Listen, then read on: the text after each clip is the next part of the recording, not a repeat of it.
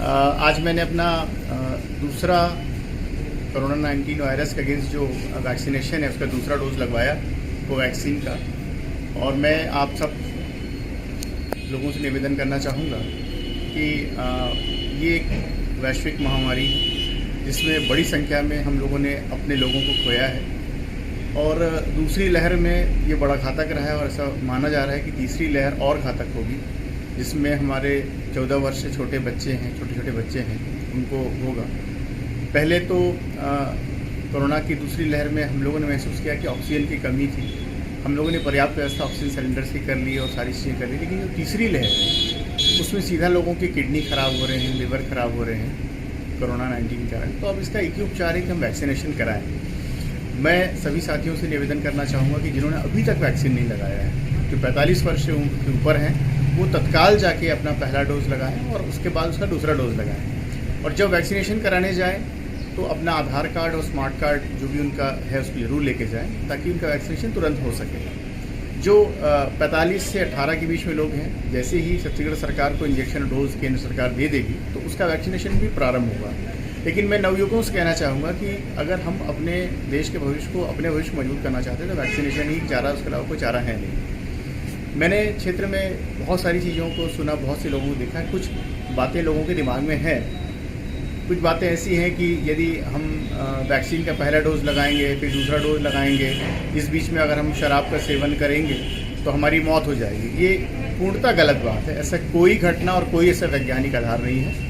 शराब जो हम पीते हैं वो वैसे तो अपनी अपनी पसंद होती है, पर शराब पीने से वैक्सीनेशन वाले पर्सन की डेथ किसी तरीके से नहीं होती। ऐसा कोई नियम नहीं है कि वैक्सीनेशन के बाद शराब पीने से किसी को नुकसान होगा, पहली बात। दूसरा, वैक्सीनेशन को लेकर लोगों के बीच में ये भ्रांतियाँ हैं कि फिर हम बच्चे पैदा नहीं कर पाएंगे, इनफर्टिलिटी की प्रॉब्लम्स रहेंगी। ये भी पूर्ण रूप से गलत बात है। इनफर्टिलिटी का वैक्सीनेशन से कहीं कोई लेने देना। ये वैक्सीन जो कि एक एंटीबॉडी उस वायरस को, कोरोना 19 का जो वायरस है, जो कि उस वायरस के अगेंस्ट में ये जो दोनों कंपनियां कोवैक्सीन और जो कोविशील्ड आई है, उन्होंने एक एंटीबॉडी सिस्टम हमारे यहाँ, हमारे बॉडी के अंदर डाला है इस इंजेक्शन के माध्यम से, जिसमें उस वायरस से हमारे लड़ने की क्षमता मजबूत हो जाती है और वो वायरस आता है हमारे शरीर में और 7 दिन के बाद समाप्त हो जाता है। मेरा आपसे निवेदन है कि मैं कोई मेडिकल सलाहकार के रूप में बात नहीं कह रहा हूँ, लेकिन ये जरूर कहना चाहूँगा कि यदि हम दोनों डोज लगा लेंगे तो दोनों डोज लगाने के बाद कम से कम हमारा जीवन सुरक्षित रहेगा। हमारे शरीर में कोरोना आ सकता है, थोड़ा बहुत सर्दी खांसी बुखार हो सकता है, लेकिन जो हमारे जो जीवन उपयोगी जो हमारे लंग्स है, हार्ट है, किडनी है, वो सुरक्षित रहेंगे और किसी प्रकार की कैजुअलिटी हमारी मौत के रूप में नहीं होगी। तो मेरा आपसे निवेदन है कि मैं आप सबसे कहना चाहूँगा कि वैसे तो मैंने माननीय मुख्यमंत्री जी भूपेश बघेल जी से निवेदन भी किया है कि कहीं न कहीं जो दूसरे मॉडल्स विश्व में है, मेरे बहुत सारे मित्र चीन में हैं, बहुत सारे मित्र अमेरिका में हैं, वो सब ये कहते हैं कि उन्होंने वहाँ पर लोगों में जागृति पैदा करी और कहीं न कहीं अनिवार्यता भी रखी।